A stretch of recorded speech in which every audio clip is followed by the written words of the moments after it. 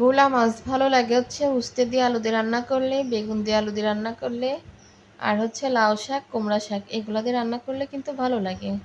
তো আসলে এগুলা কিছুই নেই, আছে শুধু উস্তে আর কচুরমুখী। এই ছাড়া কিন্তু আমার কোনো তরকারিই নেই বাসায়।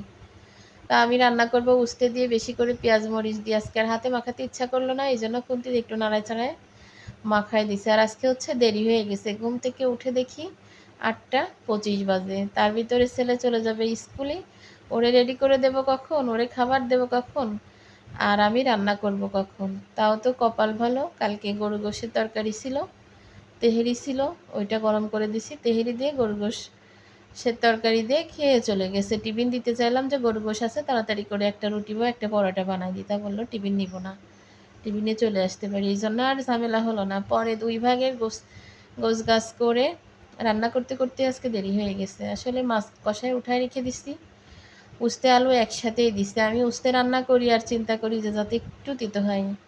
আমার হাতে উস্তে রান্না করলে কখনোই তিতো হয় না, আমি তিতোই বানাতে পারলাম